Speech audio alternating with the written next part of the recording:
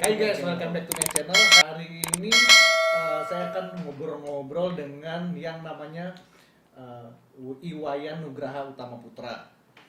Oke, ini konten afterword episode ketiga. Jadi Pak kita panggilnya Pak Nugraha ya. Pak Nugraha ini adalah kepala bisnis di BP Lestari Jabar, bergabung di Lestari Jabar tahun 2017 ya? 2017. Nah, kalau masalah kerjaan sih saya setiap hari udah kurang lebih memang selalu komunikasi ya dengan Pak Nugraha. Jadi saya pengen kenal Pak Nugraha itu dari sisi lainnya.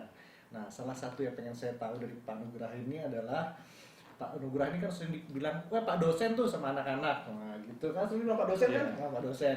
Emang cita-citanya mau jadi dosen atau mau apa sih cita-citanya? Kalau jadi dosen sih enggak Pak. Saya cuman suka belajar sama ngajar ya. Jadi saya suka sharing-sharing juga. Kalau dosen sih enggak cita-cita. Cuman mungkin next ke depan kalau misalnya sudah tidak di BPR Lestari lagi, sudah pensiun di BPR Lestari. Udah pensiun kan? Ya, udah tidak dilestarikan.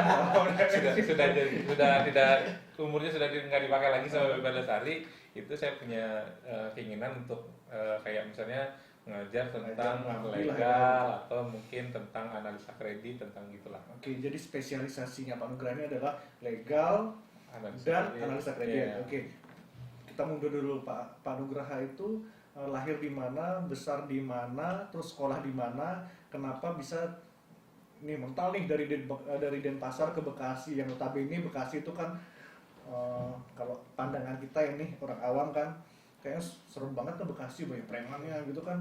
Gimana cerita kok Pak Nugraha itu yang memang orang Bali asli mau terjun ke Bekasi? Kalau saya lahir besar itu di Bangli, di sebuah kampung ya dekat dengan desa Penglipuran. Mungkin kalau di desanya itu nggak ada yang tahu lah gitu kan, karena selain Banjarnya baru juga penduduknya masih sedikit, jadi orang terkenalnya juga belum ada, jadi pasti susah orang kenal. Lahir besar di situ di namanya Banjar Tegal Suci ya, Kelurahan Kubu Bangli sampai dengan SMA. Kemudian kuliah di Warmadewa. Saya merantau di Denpasar itu tamat SMA dulu orang tua nyuruhnya jadi polisi, tapi saya nggak ada niatan, jadi saya waktu ikut tes polisi itu ya sekedar aja, jadi nggak lulus nggak lulus biarin lah gitu kan, jadi sekedar ikut formalitas, yang penting nyenengin orang tua, udah nggak lulus ya udahlah gitu kan. Akhirnya lanjutin kuliah di Warmadewa, ngambil fakultas hukum. Itu fakultas hukum sebenarnya pilihan terakhir, karena fakultas-fakultas yang lain udah pada penuh, jadi cuma ada fakultas hukum. Emang sebelum fakultas hukum itu rencana nyari apa? Nyari pertanian, saya suka pertanian. Sampai sekarang juga hobinya kan hobi nanam ya kayak gitulah ya. Meskipun tidak ditekuni ya, maunya fakultas pertanian. Cuman waktu itu fakultas pertanian di UNUD udah penuh, jadi udah nggak memungkinkan lagi untuk ini. Nah yang ada adalah Warmadewa, dan pilihannya waktu itu masih fakultas hukum sama ekonomi. Nah ekonomi saya sama sekali nggak buta nih sama ekonomi. Akhirnya ngambil fakultas hukum, ya udahlah fakultas hukum aja gitu. Ternyata senang, akhirnya masuk ke fakultas hukum. Ternyata kok asik ya, banyak belajar. Saya banyak kenal orang-orang waktu zaman saya kuliah itu aktivis ya, aktivis dari internal kampus maupun dari luar kampus. UNUD tuh banyak banget dah. Saya akrab juga dulu dengan Gendo, lawyer ya. Tahu lah siapa sih? Gendo ya, Gendo. Terus dulu yang pertanian saya lupa namanya, itu ada juga aktivis. Jadi teman-teman aktivis itu banyak. Memang aktif ya di BEM ya. Jadi akhirnya karena saya di Fakultas Hukum, saya kenal dengan orang-orang LBH Bali. Itu namanya Jimat ya, Nengah Jimat itu juga ya, tahu saya ya. UNUD kan. Ya. Nah, terus juga ya yang paling sering itu di PBHI itu sama Gendo. Paling sering anak-anak PBHI itu akrab dengan saya zaman masih kuliah. Oke, berarti kan itu lagi hangat-hangatnya kan, masih idealis. Ya, itu waktu itu mau jadi pengacara ya? Ya. Pengen jadi pengacara. Pengacaranya jadi pengacara. Kalau ke dunia perbankan nggak ada. Nah, gimana ceritanya masuk ke dunia perbankan? Mulai tahun berapa dan pertama kali kerja di mana, di bagian apa? Pertama itu di BRI outsourcing. Di marketing outsourcing di BRI. Nah di BRI itu awalnya ya itu juga salah jalur juga sebenarnya. Jadi masuk ke BRI itu karena paman dulu kan jadi pejabat lah di salah satu di BRI di Sulawesi Selatan, salah satu cabang di sana. Jadi pejabat wakil pimpinan bagian operasional. Nah, disuruh ya udah cari aja, Lamar aja gitu. BRI lagi ada bukaan. Nah, waktu itu bukaannya sebenarnya adalah untuk marketing, apa namanya ya, kalau itu pokoknya di BRI itu ada untuk khusus untuk jadi pegawai tetap di BRI tapi masuk lewat jalur AO. Nah, cuma saya kan nggak tahu karena BRI juga nggak ini, akhirnya masuknya itu lewat yang outsourcing. Ternyata outsourcing itu nggak bisa jadi pegawai tetap, cukup lama ya. Cukup lama. Akhirnya dari itu saya pindah ke Bank Saudara. Itu sampai tahun berapa di BRI? 2012-an lah, dari 2012 ya? 2008 sampai 2012. Akhirnya Lumayan ya 4 tahun ya? 4 tahun, tapi nggak pernah diangkat jadi karyawan tetap. Setelah itu, wah ini nggak ada jenjang karir ya, ini diangkat aja enggak, gimana mau jenjang karir ya? Dijanjikan sih sebenarnya, dijanjikan setelah nanti akan ada pengangkatan, cuman Tapi udah nggak betah ya 4 tahun ya? udah nggak betah, saya akhirnya pindah ke Bank Saudara 2012. Banknya saudara? Bank Saudara Oh, itu Bank Saudara. apa ya, kalau sekarang Wori Kan punya Wori, Varia ya. kan sekarang, dulu kan punyanya Pak Arifin Panigoro.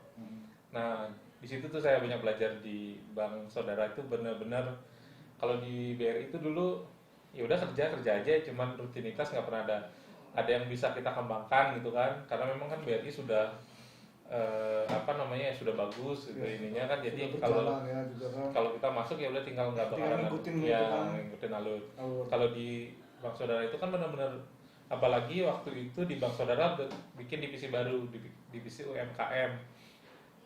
Jadi nggak ada orang. Nah, saya orang ketiga di Bank Saudara. Pertama itu namanya Kadek Maha, habis itu Gus Denny. Nah, saya jadi orang ketiga di Bank Saudara. Benar-benar menggagas, itu dulu unitnya namanya unit Tabanan, yang kantor kas Tabanan itu benar-benar, saya juga nggak tahu Tabanan itu kayak gimana, jadi saya berjalan aja gitu kan, berjalan sampai ya nggak tahu nih medan mana sempat sampai dapet, waktu itu kan ada program KPR. Saya sempat jadi the best AU nasional itu nomor 8 atau nomor berapa lah, di atas 10 besar lah pokoknya. Itu yang KPR, karena memang karena produk baru kan, anak-anak itu juga marketing ya? marketing. Nah, setelah marketing keluar dari Bank Saudara tahun 2015-an lah. Nah, itu pindah ke Lestari. Sempat sih di BPR lain, kan nggak usah disebutin karena itu BPR-nya punya teman gitu kan, jadi punya teman. Saya juga masih apa namanya, hubungan baik dengan itu, nggak enak ininya. Sebab itu teman saya itu bilang, saya lagi butuh orang yang bantuin saya di kredit karena memang nggak ada orang, jadi kamu mau nggak bantuin? Ya udah, saya gaji sama lah dengan Bank Saudara. Ya udah, nggak apa-apa kan. Nggak kasihan waktu itu keluar dari Bank Saudara? Sebenarnya kasihan, cuman kan ini teman baik saya gitu kan Pak. Ini teman baik ya saya. Cuman saya bilang saya nggak bakalan lama Pak, saya mau nyari yang lain. Akhirnya ditawarin waktu itu sama Dewa Surya. Ya, di BP Lestari. Dewa Lestari. Dia udah masuk dulu kan. Saya sama kenalnya Dewa Surya itu dari sebelumnya udah lama. Akhirnya temenan, saya di Bank Saudara sama dengan Dewa Surya, Bank Saudara juga. Pak Dewa Surya itu dulu di unit Gianyar, saya di Tabanan. Tapi akhirnya dia pindah ke kantor cabang Denpasar yang di Renon. Habis itu dia udah berapa bulan ya, 3 bulan 4 bulan di Bank Saudara nyari analis waktu itu. Ayo mau nggak ngelamar jadi analis? Saya masih pikir-pikir, di sini teman saya nggak enak juga ninggalin kan. Dan saya udah dianggap keluarga sama dia gitu kan. Terus di ini hari terakhir dulu apa namanya, naruh lamaran. Nah, saya juga hari terakhir pun saya naruhnya waktu itu di Bank BPR Lestari itu siang, udah jam, mungkin udah mau jam 3 kali ya, saya itu sama security.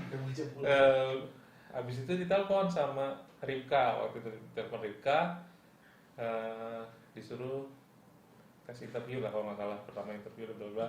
Akhirnya saya lulus. Nah, lulus pun saya sebenarnya nggak enak sama teman saya, bilang gimana ya, bilang kalau pindah ke Lestari kan. Nah, ini udah saya terus terang aja, saya ngelamar di Lestari udah ini.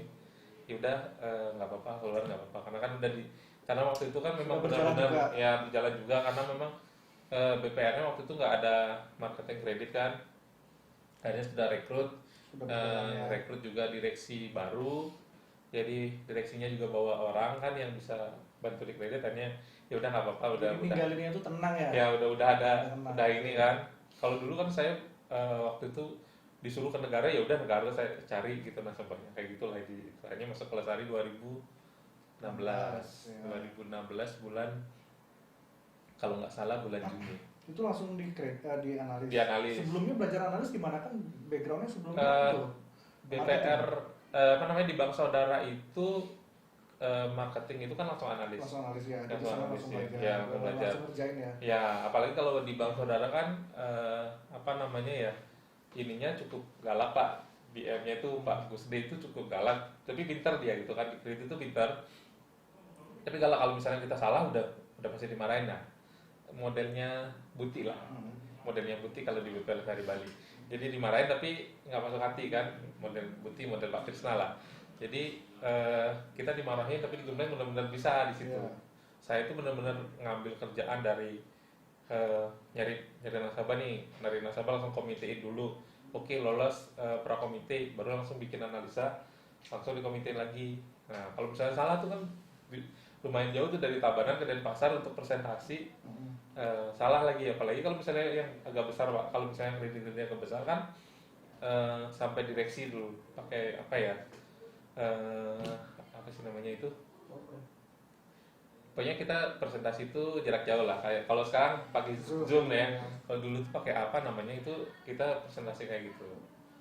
Jadi conference lah, jauh. Conference ya. Apalagi kalau misalnya udah bilang sama direksi mau komite tapi masih ada yang salah, kita harus balik, malunya minta ampun lah gitu.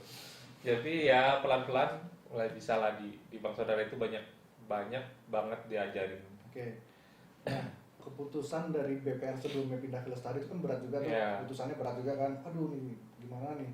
Nah, dari Bali pindah ke, maksudnya keluar dari BPR Lestari Bali dan masuk ke BPR Lestari Jabar ke Bekasi ini nggak ada pergolakan hati, nggak berangkat. Sebenarnya kalau mau pindah ke sini nggak ada Pak. Saya malah seneng. Saya memang punya tujuan. Saya mau belajar lagi nih. Kalau di Bali saya cuma segini aja. Saya belajar, cuma belajar. Tapi hari pertama masuk Bekasi saya agak sedikit menyesal. Saya sudah di Bekasi, langsung kan waktu itu naik motor sama Pak Trisna sama Gung Yuli sama Adrian ke Sumarekon kan. Jadi tidur di Sumarekon kan, pertama kan sampai kantor dulu. Buset, kantornya BPR Lestari Jabar dulu kan kumuh ya kan, kumuh banget. Habis itu lewat belakang kan Pak, lewat rel kereta itu pulang naik motor. Buset, Bekasi itu begini loh. Benar-benar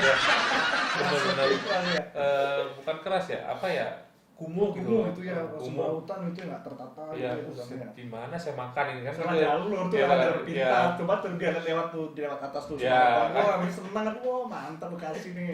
Kan Bekasi. Kerja lewat setiap hari kan lewat situ kan. Berangkat kerja pakai motor lewat situ, pulang juga lewat situ kan, lewat belakang nggak tahu jalan kan. Jadi, waduh, ke Bekasi ini kayaknya salah pilihan. Salah pilihan nih kayaknya masuk ke Bekasi. Kok ini ya, apa namanya, daerahnya nggak kayak apa ya, gitu ya. Kok malah lebih kumuh daripada Bali gitu kan. Ya enak banget gitu. Cuman itu mungkin ya kurang lebih sebulan 2 bulan lah. Dan itu kan juga nggak semua wilayah kan, tapi kalau di kota, maksudnya di pusat kota ya, kan. cuman sampai sekarang saya nggak bisa makan makanan yang warteg yang apa namanya ya, pokoknya sebelah itu nggak bisa saya makan ya. Sampai sekarang. Kalau di Bali nasi jinggo gitu-gitu. Ya masih bisa. Kalau pokoknya warteg yang warung Kuningan, warung apa gitu, saya sampai sekarang juga enggak. Oke, jadi itu kesan-kesannya pertama ya. kali ya, tidak sesuai ekspektasi Bekasi itu ya. Tidak sesuai. Tapi lama-lama terbiasa. Makanan favorit apa di Bekasi yang nggak ada di Bali? Apa ya? Kalau makanan favorit nggak ada. Biasa aja. Nggak biasa aja. Ada aja kecuali warteg ya. Iya. Wih, keren nih makanannya ini nih. Selain warteg pokoknya. Selain warteg ya. Saya makan di pinggir jalan nggak apa-apa, tapi yang penting jangan makan warteg. Punya trauma sendiri. Iya, nggak ngerti saya nggak bisa makan itu, satu-satunya makanan yang tidak bisa dimakan. Bisa dimakan. Bisa dimakan dengan suap telur. Paling susah gimana nggak bisa ini lah pokoknya nggak bisa ngerasain. Oke. kegiatan Pak Nu, misalkan ini di luar kantor ngapain aja? Hobi. Selain Kalau- hobi, maksudnya sosialisasi dengan umat Hindu yang ada di Bekasi. Ya kalau di Sembahyang. sembahyang sih jarang ya. Sembahyang tuh jarang. Mungkin saya kalau hari raya tertentu baru. Maksudnya sembahyang tuh jarang ke pura gitu. Jarang ke pura. Tapi sembahyang tuh nggak Sembahyang, jarang. ya. Sembahyangnya di rumah Ya. gitu kan. Masa sembahyang jarang. Jarang lah kalau ke pura tuh Ada hari-hari besar. Ya, hari besar Oke. atau apalagi sekarang ya Pak, model corona ya, ada corona itu saya hampir sudah setahun tidak pernah sembahyang di Pura Bekasi. Saya terpaksa sembahyangnya ke Pura Gunung Salak Bogor. Oh, Karena kan kalau di Pura Gunung Salak kan pertama luas, yang Luas, kedua untuk pemendek yang sembahyang itu kan memang benar-benar bisa ngatur ya. Kalau di sini di Bekasi kan sembahyangnya pakai pakai waktu jam segini. Jadi orangnya kan banyak. Nah, dari dari pengurus pura itu udah ditentuin. Cuma hanya boleh sembahyang 30, daftar dulu. Waktu saya udah enggak lah, saya Daftar mendingan, gitu ya? mendingan saya cari pura yang agak jauh aja. sama Gitu, ya, yang penting. yang penting kita Ya. niatnya, berdoanya pada Tuhan. Terus kalau kehidupan di sini Pak, ada Banjar itu juga ada ya? Iya, Ikut Banjar di sini? ikut Banjar di sini. Kalau saya sih sebenarnya kalau Banjar nggak terlalu aktif Pak, karena memang terbatas waktu ya dengan kerja. Saya lebih aktif di lingkungan RT RW-nya sih. Oh malah di RT ya? RT RW-nya saya ini lebih. Jangan-jangan calon Pak RT. Jangan. Nggak mau kalau Ikut gitu. ronda nggak? Kalau dengan RT RW-nya cukup dekat, apalagi istri saya juga kan dengan ibu-ibu sekitar itu akrab mereka, jadi Kerap ya? Rupi. ya. di sini. jadi akrab lah. Oh, berarti aktifnya sosialisasi di luar kantor juga selain Manasabah ya, sama lingkungan di RT RW, Iya, RW. sama Banjar. Banyak sama klub sepeda pasti. Terus sepeda, oke. Klub sepeda. Jadi klub dulu kan saya kan punya penyakit GERD. Jadi sama dokter disaranin GERD itu lambung ya kan? Iya, lambung. Disaranin nggak usah dulu lari terlalu banyak. Kalau dulu kan sebelumnya itu saya sama si runner. Nah, sampai sekarang juga kan masih akrab lah sama teman-teman si runner. Kalau ketemu di Sumarekon tuh masih sering sapal. Lari dengan si runner itu cukup banyak juga anak-anak si runner. Habis itu karena musimnya sepeda, saya nggak boleh lari terlalu sering, jadi saya beli sepeda, saya ikut di Triple Honor Community. Triple, Iya, Triple Honor Community, TOC. Terus ikut komunitas sepeda apa lagi? Yang aktif itu, tapi yang kadang-kadang nimbrung sama teman-teman sih apa aja lah gitu. Yang penting, ya. yang penting ketemu di Yang penting jalan. satu hobi ya. Ya, yang penting kalau sama teman-teman sepeda kan ketemu di mana aja udah tiba-tiba akrab aja meskipun nggak kenal. Jenis sepedanya belum disebutin Pak. Yang sepedanya lupa lu lagi nyebutin. Iya, tapi belum disebutin Pak. Maksudnya ntar Kalau sepeda, kalau saya yang sering pakai sih Tripol karena itu memang Nggak hobi sombong saya. ya. sombong. Tapi kalau yang lainnya jarang lah. Apa Pak? Maksudnya jenisnya maksudnya apa Pak? Kalau Jenis sepeda lipat. Sepeda lipat ya, sepeda Tanya lipat. mereknya sebenarnya. Inisialnya dah. Kalau yang Iya, iya. Brompton jarang sih. Oh, jarang. Brompton jarang. Berarti punya Brompton nih. Keren kan, jadi Lestari Jabar sebeli Brompton. Keren. Jadi jarang karena lebih sering Tripol ya. Sering dilap-lap aja. Ya. Paling kalau goes istri- di tempat. Kalau istri ikut sepedaan baru pakai itu. Oh, iya. Kalau saya kan karena memang anak-anaknya semuanya pakai tripol kan nggak mungkin saya pakai yang lain Nggak kan sombong ya. Padahal emang gitu. Bukan itu sih sebenarnya, kalau mereka sih nggak masalah ya sepeda Masalah, apapun, itu nggak cuman enak, ya dia- nggak enak dia ya. sama ya. Iya. Kalau tripol juga saya generasi kedua. Ini masih kedua. Kalau range harga berapa Pak? Kalau apa? Yang Tripod. sepeda kesukaan Bapak maksudnya. Kalau- tak tripod tak Brompton. Kalau tripol itu kalau dulu saya belinya 5,5, 5.500.000 Tripod. tripol. Tapi minum dulu nih. Mau nyebutin angka mahal, telan ini air dulu biar lancar ngomongnya. Nah, kalau yang satunya nih Pak, Yang satunya tuh lumayan mahal itu. Itu beli sebelum pandemi ya. Ya, berapa? 30. Kalau sekarang kira-kira harganya berapa nih harga pandemi? Naikin harganya? Kalau Brompton saya kurang ngikutin Pak, tapi kalau tripol lumayan harganya udah di atas 7. Apa sih nyebabin harga naik ini kok harga Brompton tuh gila-gila kayak puluhan? karena peminatnya kan lumayan banyak, Anggaplah Iya dulu sih. mungkin belinya 30, mungkin harga sekarang tuh bisa berapa? bisa 40-an lah. Bisa Iya. naik. Tapi kalau Brompton sih agak sekarang mungkin karena ini ya agak turun lah, agak mulai stabil. Jika lagi. udah mulai Ya. stabil lagi. Tapi kalau Penyebabnya apa? sepeda yang lain itu masih tinggi. Penyebabnya apa? Ya mungkin ya apa ya nggak tahu juga sih kalau ini. Ya. Tapi kalau Tangan kali sih, di- kalau di tri masuk lah ya. kalau triple itu trennya naik ya, tren Iya. harganya naik terus. Paling murah itu dulu waktu awal triple itu mulai dari 3.500.000.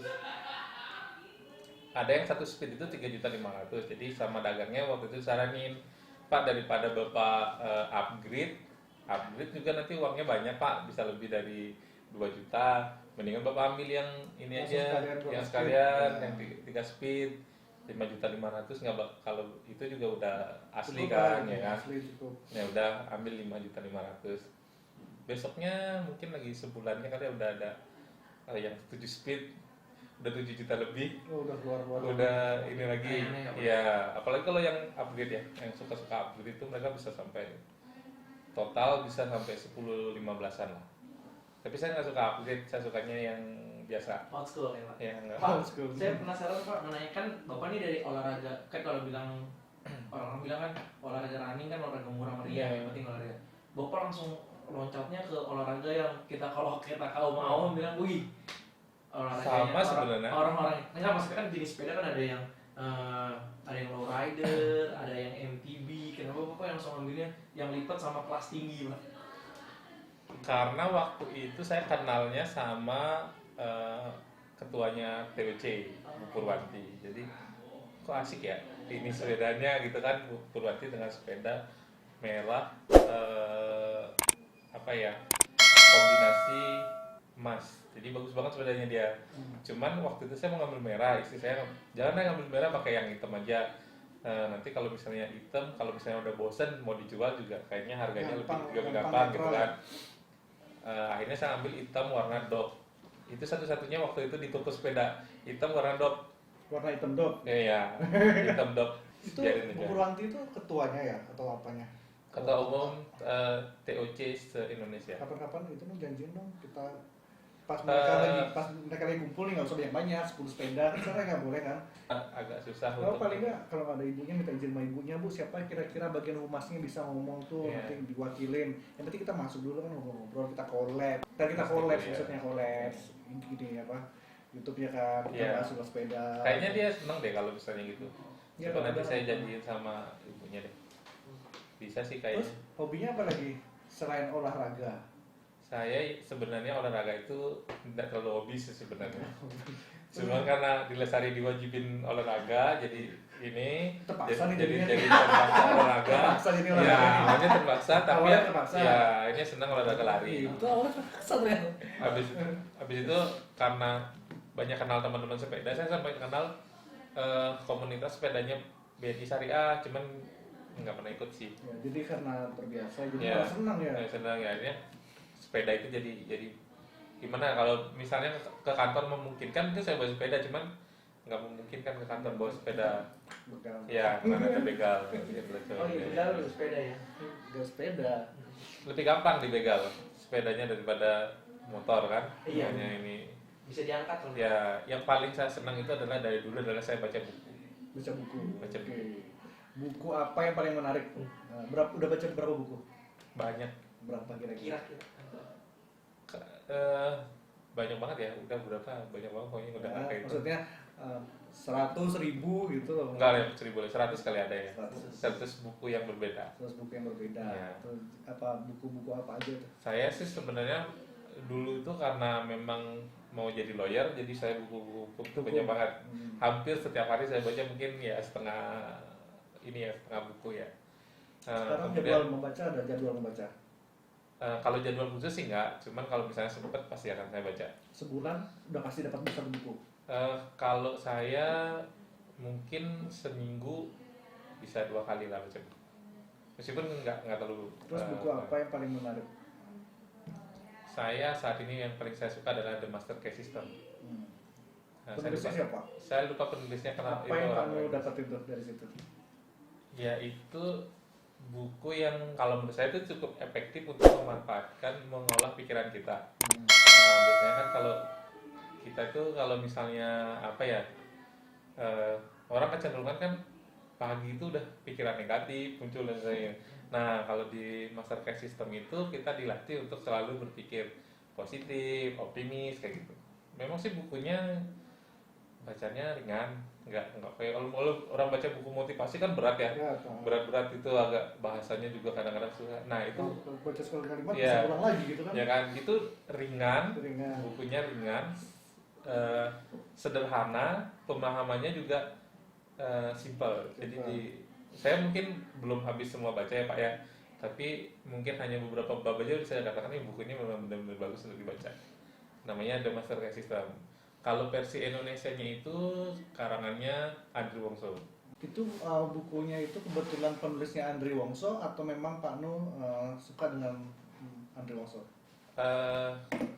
Kebetulan bukunya memang apa ya, di bahasa Indonesia kan sama Pak Andri Wongso.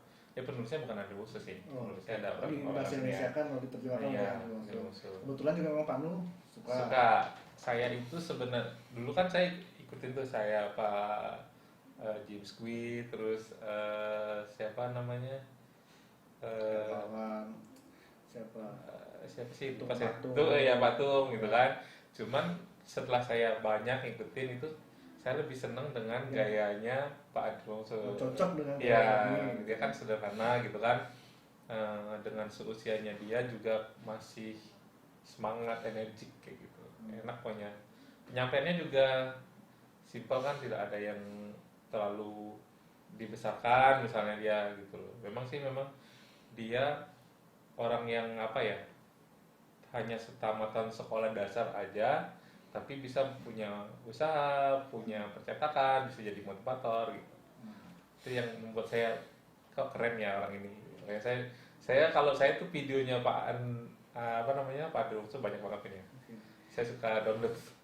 Download ya? Iya, download. Saya lihat tuh, pernah lihat di laptopnya Pak Nu kan banyak tuh download tuh kayak lagu-lagu. Kayak lebih Pak Nu ini orangnya kayak spiritual banget ya kayaknya ya? Enggak terus spiritual ya? Tapi dengan lagu-lagu apa musik-musik, ada musik-musik. Paling meditasi. Oh meditasi. Oke. Itu maksud saya udah spiritual meditasi. Spiritual apa amat ya kan? meditasi itu pada saat kapan Pak Nu meditasi? Kalau saya jarang meditasi, saya cuma dengerin lagunya. Cuman mungkin kalau meditasi itu kan olah nafas ya Pak. Yeah. Jadi mungkin kalau pas lagi sempat mungkin hanya berapa menit. Nggak bisa kayak orang lain tuh bermenit-menit. Saya mungkin hanya 5 menit atau. Mungkin sudah tenang, ya, merasa relax gitu. Relax ya. Jangan sampai ketiduran. Enggak. Kalau itu ya hanya sekedar aja sih.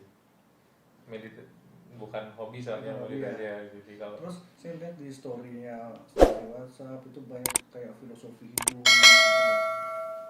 Karena senang aja. Senang buat kata-kata gitu ya. Karena awalnya saya suka baca nih. Sebenarnya sih bukan membuat ya. Itu sebenarnya udah diucapkan sama orang yang udah berhasil kan. Cuma saya membagikan orang, ya, ngingetin lagi gitu loh bahwa seperti ini loh. Ya siapa tahu mungkin karena saya berprinsip gini, kita mungkin tidak selalu berbuat baik Pak, kita tidak selalu berbuat baik, tapi dengan kata-kata yang disampaikan, dengan tulisan yang dibagikan, siapa tahu orang yang membaca itu jadi baik. Nah, meskipun kita tidak manfaat juga ya kita kan kita tidak selalu bisa berbuat jadi orang. Ya saya juga kadang-kadang dengan orang bisa marah, bisa apa dan sebagainya kan manusiawi lah gitu kan. Cuman kan pada saat kita membagikan sesuatu, siapa tahu orang, oh iya orang ini jadi berubah gara-gara mungkin membaca tulisan gitu kan. Kita kan nggak tahu. Tapi bukan maksudnya untuk nyindir orang gitu ya. Tapi bisa jadi kan.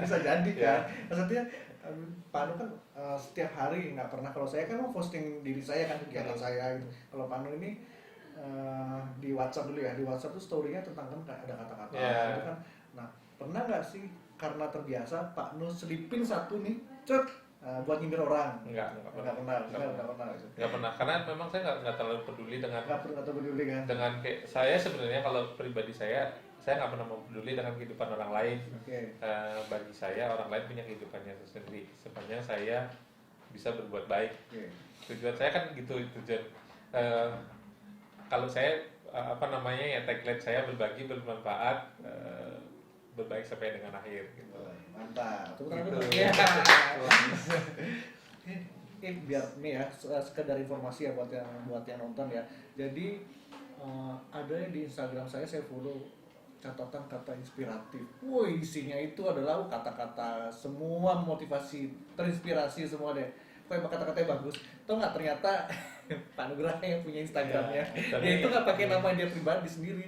Mau punya Instagram sendiri nggak? Ya punya. Oh punya. Jadi dua Instagram. Satu. Cuman ya kata-kata inspiratif itu kan tidak setiap hari. Tidak setiap hari ya. Kalau saya pas pengen. nemu kata bagus, kemudian saya kepikiran, oh iya pernah kata-kata ini pernah saya dengar, Dengar di saya sini, ini, terus kayak sekarang pengen saya ya ingin diungkapkan, disampaikan disampaikan kepada orang-orang. Ya. Pada saat kapan pengen menyampaikan itu? Apa saat ingat? Apa pada saat melihat perlakuan seorang gitu? Setiap saat. Kalau misalnya Pas saya, ingat gitu. ya pas misalnya saya menemukan kata-kata bagus nih, katanya kata-kata ini bagus nih.